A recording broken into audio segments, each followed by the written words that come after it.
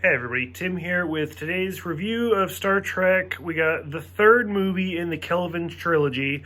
As of right now, it's the last movie. Supposedly, they're coming out with a fourth one. They've talked about, this movie came out in 2016. It is now 2019. So who knows if it's true? They've said it over and over again.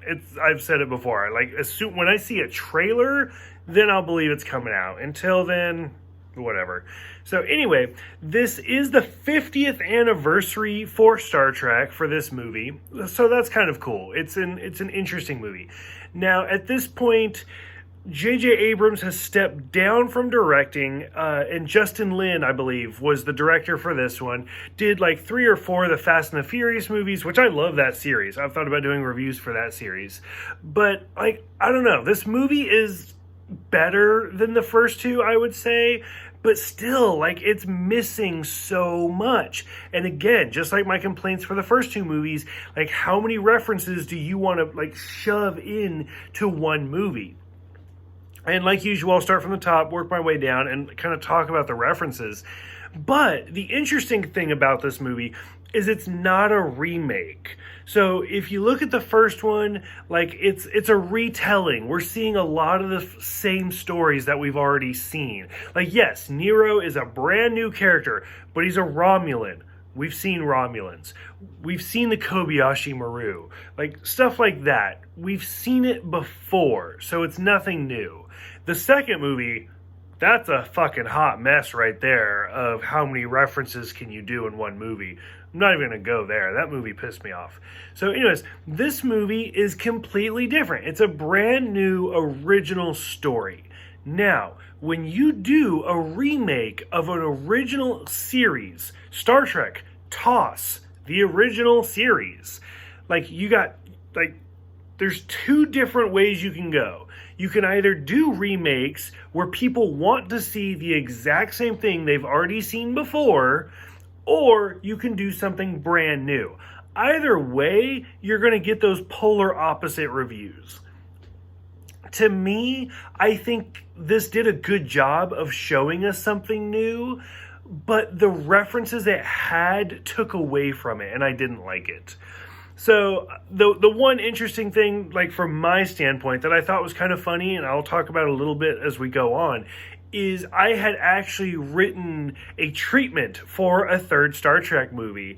And so, I don't know, I remember writing it and being like, oh, this is what they should do. I even, tried to get a hold of Paramount and was like, hey, here's just some ideas for you guys if this is something you'd be interested in. And one of the things I did, I remember I had written, because as somebody, that's gay, there's no gay representation in Star Trek, and it always kind of pissed me off. And I remember hearing oh, Star Trek will do it, Star Trek will do it. Well, they're not doing it. And so I remember writing a treatment, and basically the whole, it was a big twist, because I've noticed that that's the way to basically get people in, is if you give them something they're used to, and then you twist it at the end, and by that point, it's too late. they're already there. If you do the twist in the beginning, they're just going to be like, oh, fuck this movie, and they're going to walk out. And I had written this long treatment about, God, it's been, years at this point. So it was something about, it was Chekhov. I'll tell you that right now. It was Chekhov was going to be the gay character.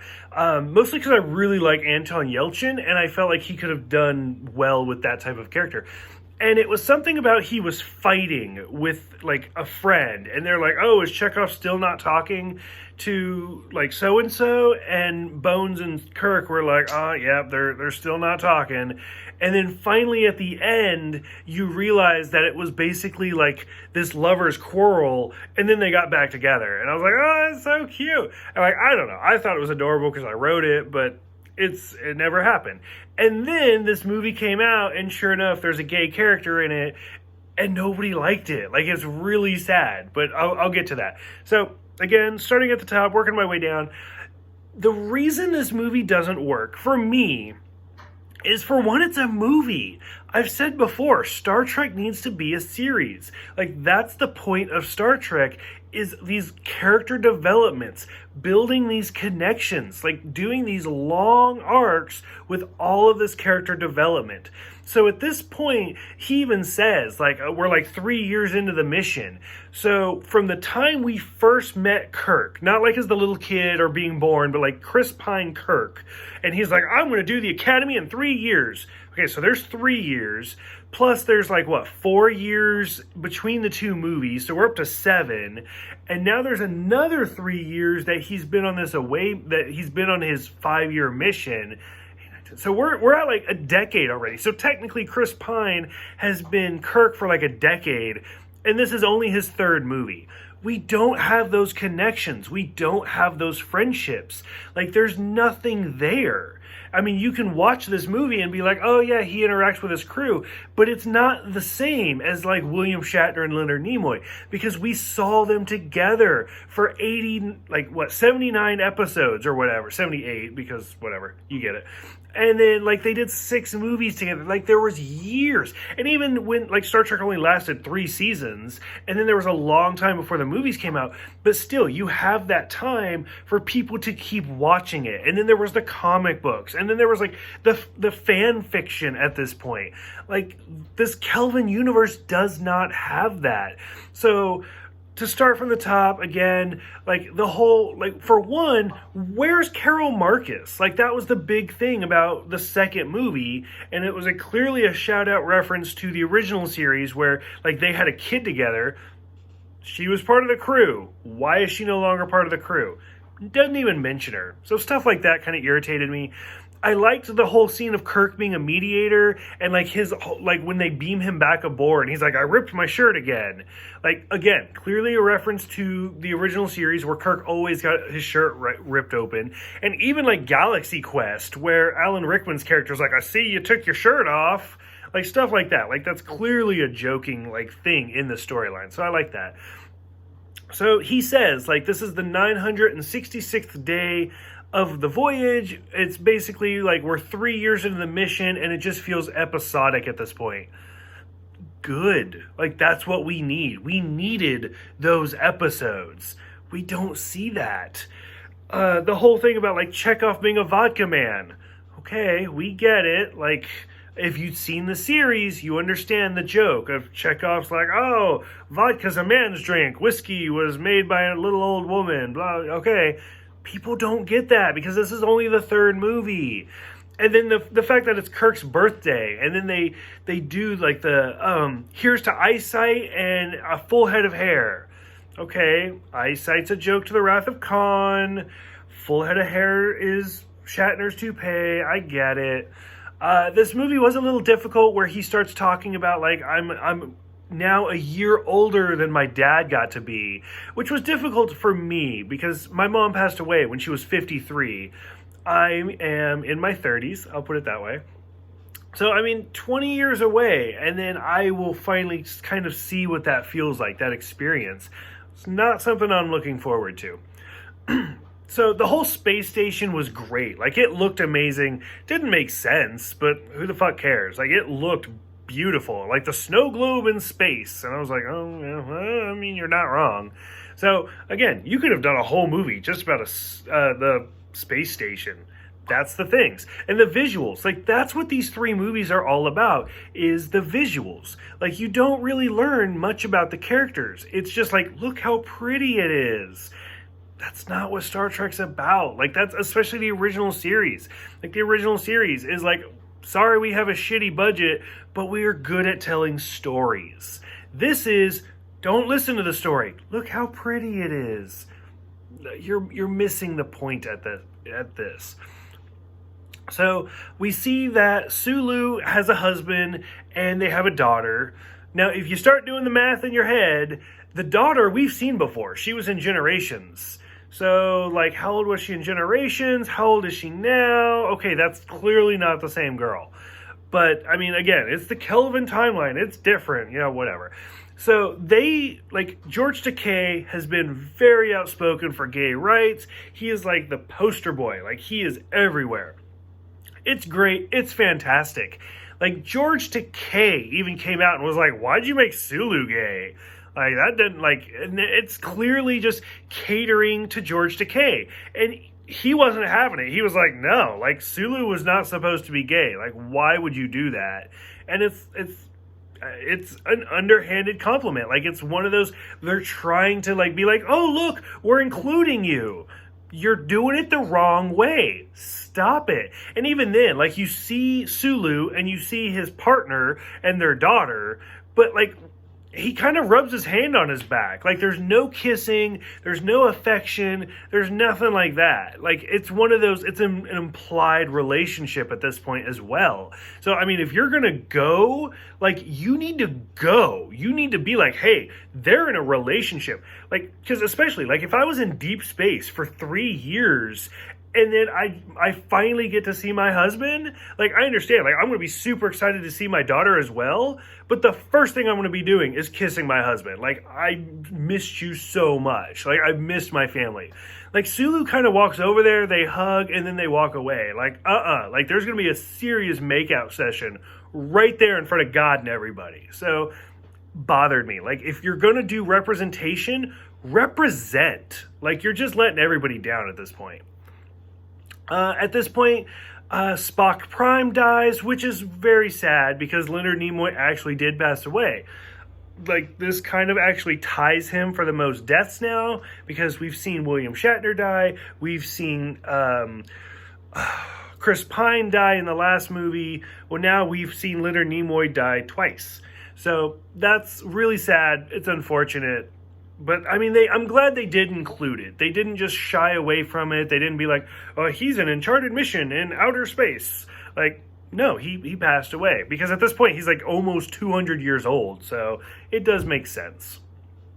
As soon as the woman said the line of, like, we have a more advanced ship, but it's still under construction, I sat down. Well, I was already sitting down because I was in the theater. And I was like, don't do it. Please don't do it. It's too early. It's only the third movie. Please don't do this.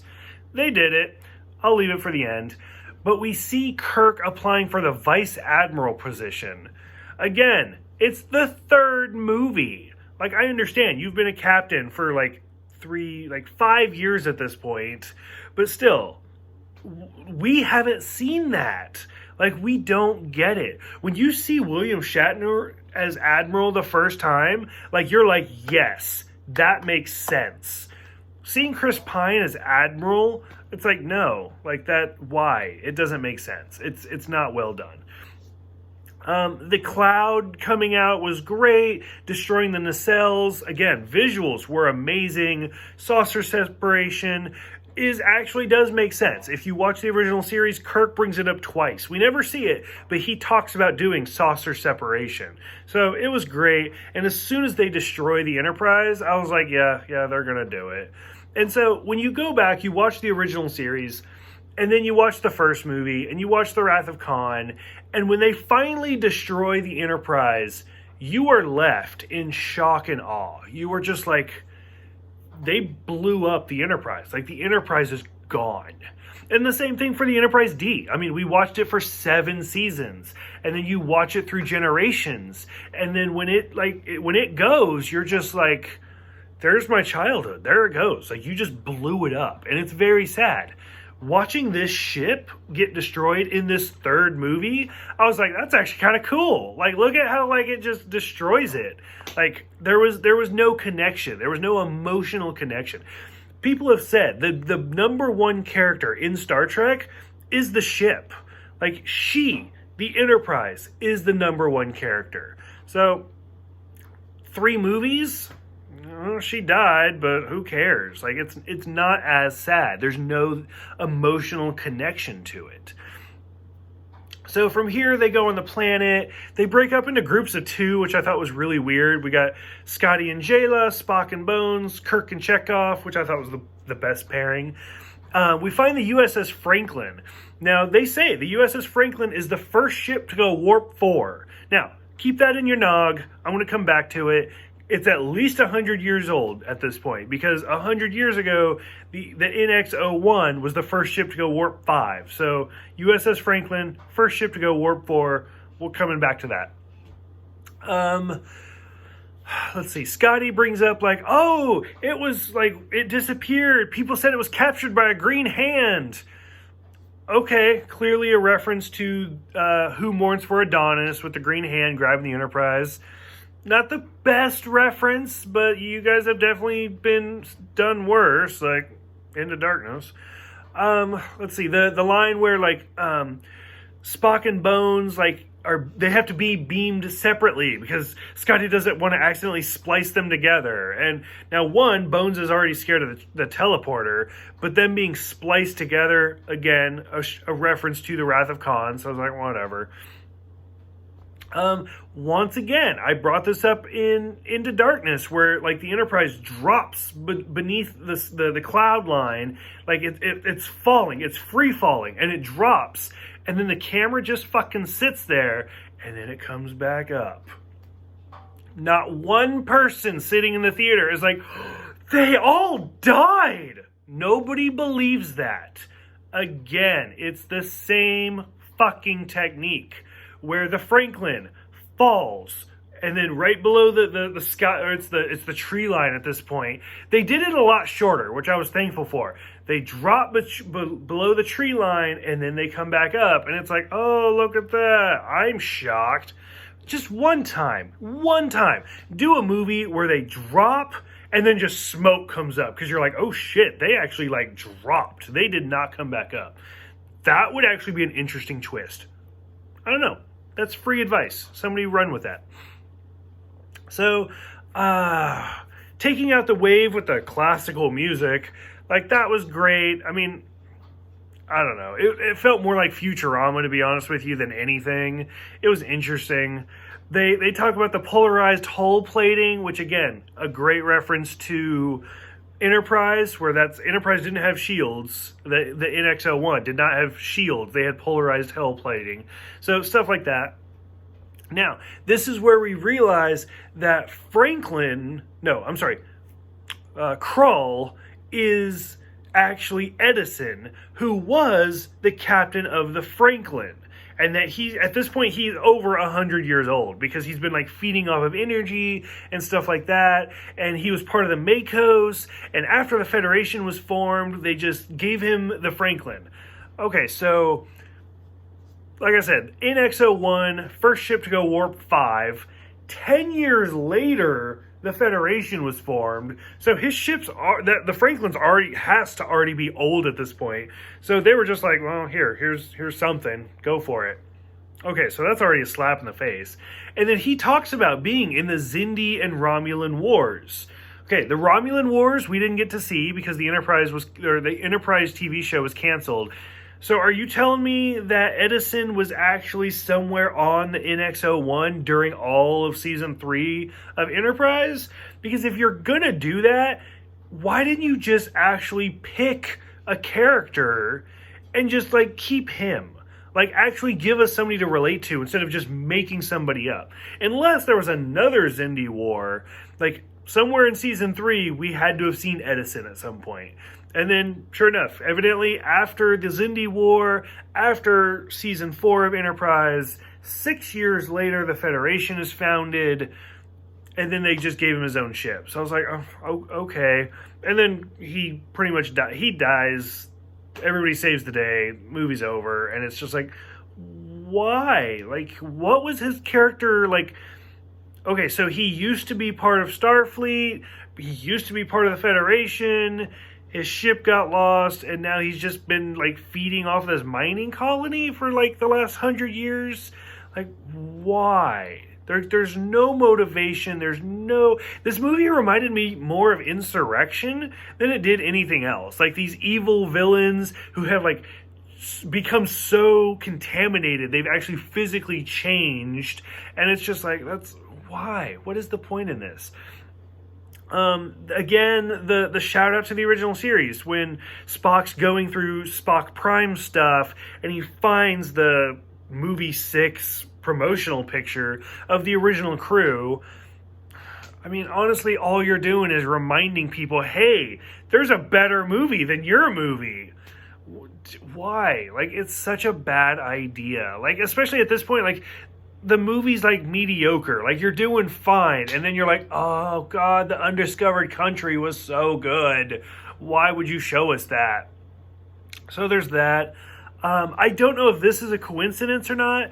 This movie was very sad to me. In general, as soon as I walked into this movie, I was an emotional wreck because right before this movie came out, Anton Yelchin was killed. He died in a very freak accident with his car, and it was very sad. Like it shook me. Like I had to sit down after I found out, just because he was so young and he was doing so many good things. Like Odd Thomas had come out. He was doing the TV show from Guillermo del Toro. Like he was going places. Like he was a terrific actor. And even to watch him in this movie, like he shone as Chekhov. All of his scenes were great. And so there's the last line where they're in the party. I don't know if this is a coincidence or really good film editing or what. I don't know. I'd have to ask the director. But Kirk says, I got a drink right here. He says, to absent friends. And then the camera goes to Chekhov. And I was like, oh, God. Like, there's that one moment where you're like, whew. Like, it's really sad. It was really emotional. And then sure enough, they take it that one step further to give us another reference, and we see the Enterprise A. And it's like, oh, the more advanced ship that's under construction is the Enterprise A. Why? Like, I couldn't do it. Like, it's so bad. Like, watching these three movies, this Kelvin trilogy, is literally exhausting. Like, it is so tiresome. Because it's like, again, we loved the Enterprise. Like, it was a character. The Kelvin Enterprise is not. It's just a ship. Like, I had no connection to it. I don't know. Maybe other people, maybe people who only saw the trilogy felt different. And they were surprised and they were intrigued. But, like, for me, I didn't care. Like, I'm just like, okay. Like, and I remember watching... Is it The Voyage Home? I think it's The Voyage Home, where you get to the very end because they come back to Earth, and then, or maybe it's The Voyage Home. And then that's when you see the Enterprise A for the first time, and you're like, what is that? Like, because, I mean, you don't see the Enterprise through any of The Voyage Home because it's already destroyed by that point. And, like, I mean, they have the Klingon bird of prey in the Wrath of Khan.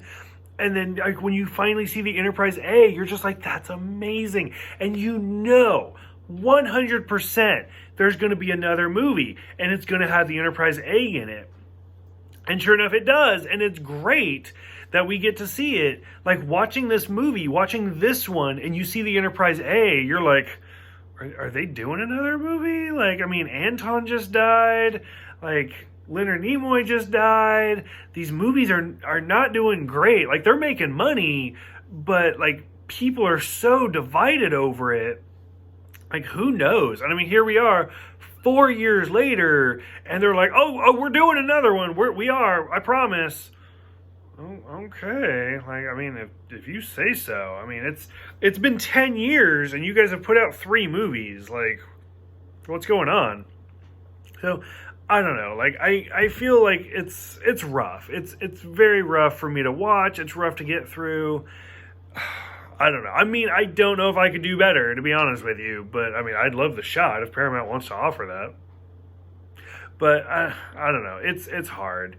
So, for those who have seen this one, what did you guys think about... Well, for right now, until we see something, I'm going to say this is the last movie in the Kelvin universe. What did you guys think about it as far as closing the trilogy? What did you think about the characters? Because I love the cast. Like, everybody in the cast, I love. I think they were great.